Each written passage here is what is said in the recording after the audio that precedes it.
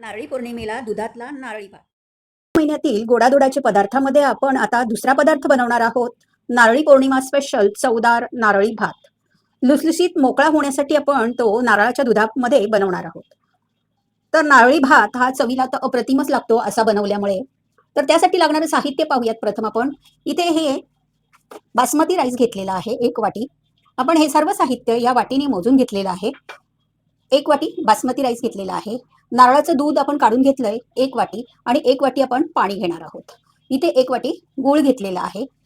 ही वेलची आणि जायफळची पूड आहे.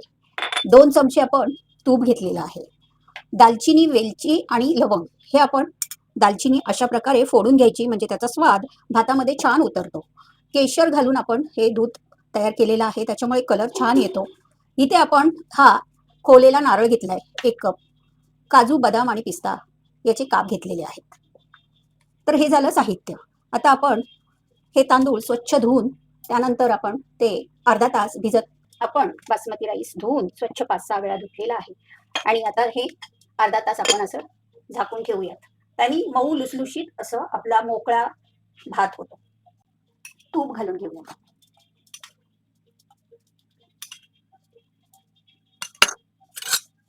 आणि हे आपण काप केलेले काजू, बदाम, मनुके ते तळून घेऊ.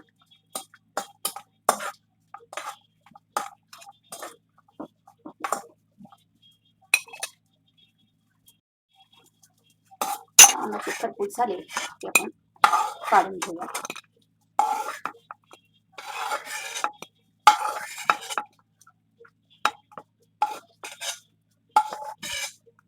आणि त्यामध्येच आपण दालचिनी, लवंग आणि वेलची ही घालून घ्यायची आहे. छान परतून घ्यायची. परतली की आपण हा भिजत ठेवलेला अर्धा तास तो भात पूर्ण पाणी निथळून घ्यायचं आणि छान परतून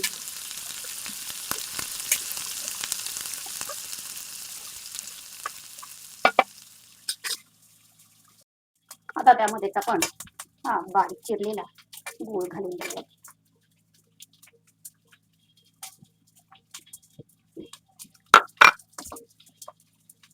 आणि 2 कप आपल्याला पाणी घालायचंय तर 1 कप पाणी घालून घ्यायचं.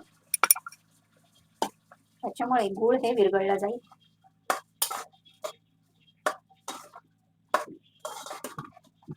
आणि भातालाही चव छान येईल. आता मंद आचेवर आपण गूळ विरघळेपर्यंत थांबूयात. आता त्यामध्ये आपण हे खोवलेलं खोबरं घालू.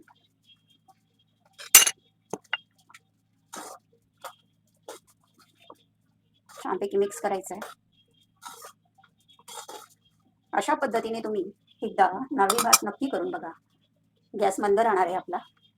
त्यानंतर आपण हे केशरयुक्त दूध ते घालून द्यायचं, मिक्स करायचं.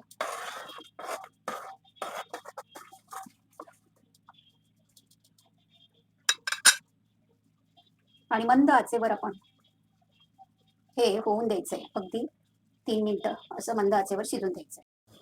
आता आपण झाकण ठेवूयात आणि हे शिजण्यासाठी 5 ते 6 मिनिटं. आता आपण त्याच्यामध्ये हे नारळाचं दूध आहे ते घालून घेऊयात. मिक्स करायचं आणि त्याच्यानंतर आपण जे तळलेले काजू, बदाम, मनुके ते घालून घ्यायचे आहेत. आणि गोडाला चव येण्यासाठी आपण किंचितसं मीठ घालून देणार आहोत. अगदी चिमूटभर मीठ घालायचं आहे. त्याच्यामुळे गोड पदार्थ अजून चविष्ट होतो. तर हे असं आता आपलं अजून आपण 5 ते 6 मिनिटं हे मंद आचेवर होऊन द्यायचं आहे. गॅस मोठा ठेवायचा नाहीये कारण नारळाचं दूध घातलेलं आहे ते फुटू शकतं. त्याच्यामुळे मंद आचेवर हे आपण छान शिजून द्यायचं आहे. वेलची पूड आणि जायफळ पूड ही घालून देऊयात. भात होत आलंय त्यावेळेस हे वेलची पूड आणि जायफळ पूड घालून घ्यायची.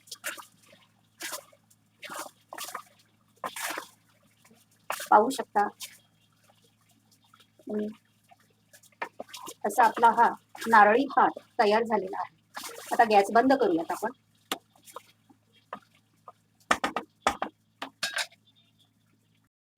नारळी पौर्णिमा विशेष नारळी भात आपला तयार झालेला आहे.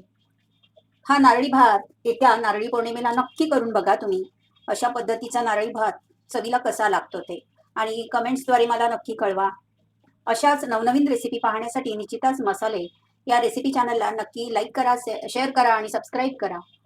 आपण टेस्ट करून पाहूयात हा नारळी भात कसा झालाय चवीला ते. खूपच छान. न खाणारे नारळी भातही खातील असा हा नारळी भात झालेला आहे. तर का हेल्दी रहा. पुन्हा भेटू नवीन रेसिपीमध्ये.